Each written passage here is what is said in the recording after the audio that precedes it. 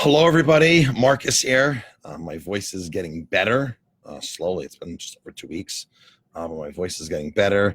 And I am on Instagram Live right now, Facebook Live. This video will eventually make it to YouTube. So wherever and however you're tuning in, thank you very much. I want to do a quick little video today on what the word sustainable means to farmers and winemakers. The word sustainable. Really, it's not really what it means to the farmer, to the winemaker. It really means what it means to the marketer, the person who's marketing it, which may be the farmer, maybe the winemaker, or maybe a marketing company. The word sustainable is a word that's used quite often when you talk about food and you talk about wine.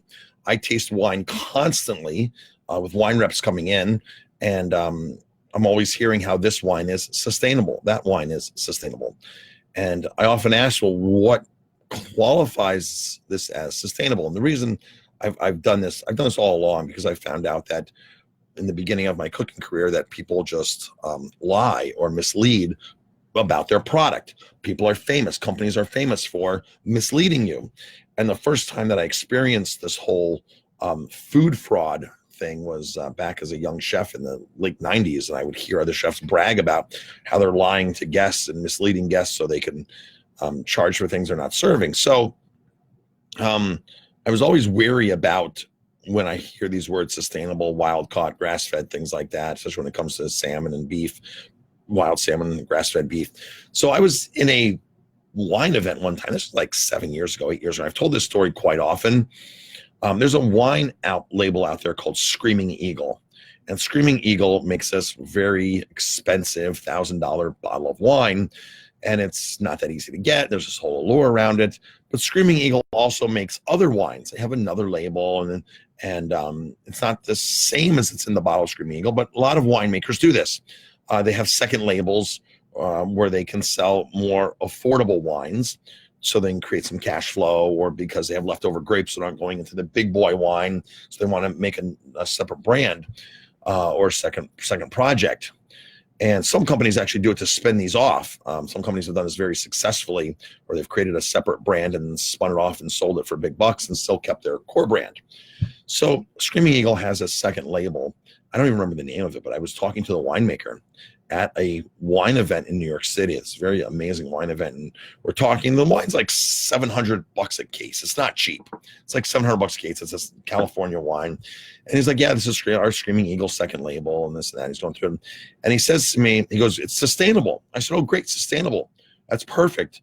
And for some reason, I had an inclination to ask more questions. I just didn't take it for granted to say, okay, you sell one of the most hard to find wines in the country at over $1,000 a bottle.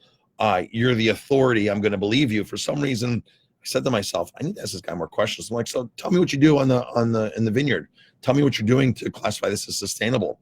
And he was saying that he said a few things, and all of a sudden I started asking specific questions, like, well, because I asked about crop rotation. Do you plant anything in between the aisles? And he said, no, we don't.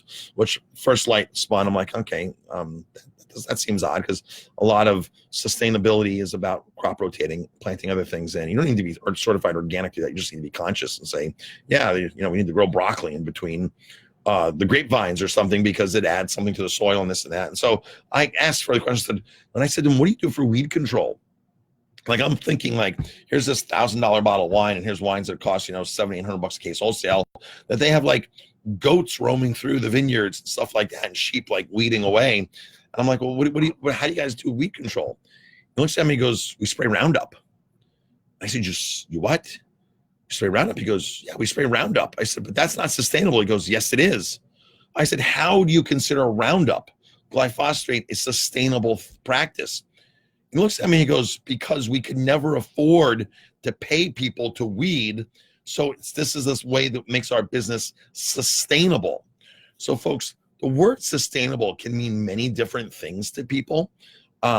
So what a lot of people think the word sustainable means is causing little or no harm to the environment. All right. That's what a lot of people think that this word sustainable means. In reality, the word sustainable just means to be able to carry on at a level, right? It means to be able to do something and carry on at that level. So for him, the idea was to carry on to the level of his finances. he was making his finances sustainable by spraying Roundup and doing that on a vineyard with selling a very expensive wine. And I looked at him, I said, "You're a fraud." And he goes, "No, I'm not." And I go, "Yeah, you're a fraud." And he goes, "But that's the definition." And I'm like, wow. So this is like really what people think. So when you see the word sustainable, you really have to question, because there really is no definition. There's a definition for USDA certified organic. What a lot of people think and know is a scam, because it's designed for, this is how the organic label works, folks. The organic label was written by big companies. I was actually nominated to the Organic Advisory Board back in 1999. 1999, the year 2000. I was actually nominated coming out of Colorado, and because I did so much work for the farmers, and they called me the Willie Nelson of the farm movement in Colorado. And somebody there, some of the farmers just now wanted to nominate me, and I got nominated, and somebody said to me, "Marcus, you'll never get on that board." I'm like, "What do you mean?" They go, "You will never, ever, ever get on the USDA Organic Advisory Board. That board is made up of big companies." Tyson sends a representative to there, okay? So the name of the game is, how does Tyson, selling, $3 billion worth of chicken every year, how do they create their own organic label? How does somebody like Eggland's Best, which is a total scam, how do they create an organic egg? Those are the companies that are on there, Marcus. Those are the companies. Their specific agenda and mission is to manipulate this organic certification so big players can be in the game of it. So it can be mass produced and made across America by massive brands that can make millions and millions and millions and keep going and going. They go, "You'll never get on that board." That's just the reality. It's like, well, that makes sense, right? It's politics, it's economics, it's big business at work, but it does best. So even the word organic, really, what does it mean sometimes? There's a lot of local farmers here in the Hudson Valley that you say, "Oh, they're organic." No, I'm not organic. I'm better than organic. I don't do what they allow in those certifications. So buyer beware when you buy food of where it's coming from. And the best way to do this, folks, is go to a farmer's market, have a relationship with a farmer, understand where the food's coming from, ask questions, ask all kinds of questions. The more questions you ask, the more you'll find out about the farm. And of course, the golden seal here is, can I come visit the farm? Last year, I was buying from a farm. I was supposedly buying tomatoes from their greenhouse, and the tomatoes came, and in that box of tomatoes, there was one tomato in the box that had a sticker for Mexico. And I immediately called the farm hub and sent them pictures. And I said, "This came from the farm that's local here, that's on your list for local tomatoes, and there's a sticker left on the tomatoes from Mexico." I was like, "What's the deal here?" And they're like, "Oh, we'll find out. They call the farm. They call a day later or so. "Oh, the farm ran out of tomatoes this week. They ran out of tomatoes this week, and by chance, they just filled stuff in. We didn't know they were filling stuff in. We thought they were filling in for the Albany area. We didn't know they were coming to ours. We have to reevaluate our relationship with this farm and this and that." So I called the farm. I'm like, "What's going on here?" "Oh, it was an accident, this and that." So I said to them, "I'd love to come visit the farm now." And they said, "Well, that's not a good idea right now." This is like January or something, December. I'm like, no, I'd love to come visit the farm now and see what you have a whole list of farm stuff that you have. You have broccoli, you have the stuff. I'd like to come visit the farm. They're like, "The wintertime is not really good. Maybe we can do something more towards the summer." I'm like, "Okay, you have 30 items listed, from onions to cabbage to storage crops to carrots to broccoli to greens to tomatoes listed on that you're growing year round in your greenhouses. Why don't you want to show me this?"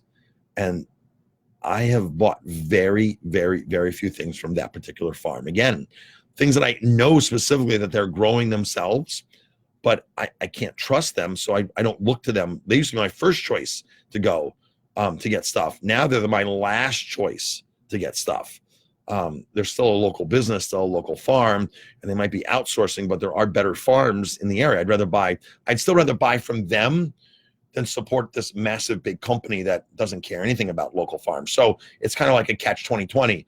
I look at them last, but I know that they're not that reputable. But where I'm giving my money, I'd rather give my money to them than some big massive company, knowing that, hey, I'm not getting getting really what they might be saying, but their carrots, their potatoes, their onions, there's so other things I know that they produce. But that's a surefire question is, can I come visit? Can I come check out what you're doing? And a lot of farms will say, yeah, totally, come check it out. I just did a thing on Tito's vodka. Tito's is not a distillery, folks. Tito's is a bottler. They buy pre-made neutral grain spirit from Midwest Grain Products in Kansas. They bring it to their facility, run it through pot distilling.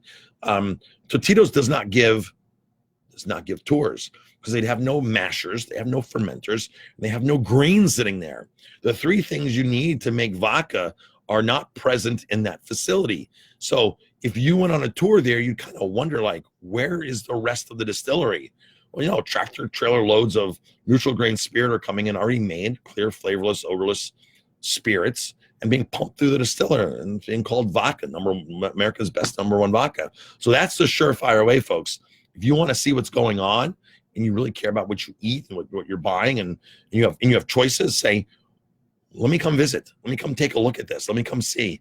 And that right there will be the true test. All right, folks, thanks for tuning in. I appreciate it. Had some people in from all over tuning on both channels here. And until next time, thanks for tuning in.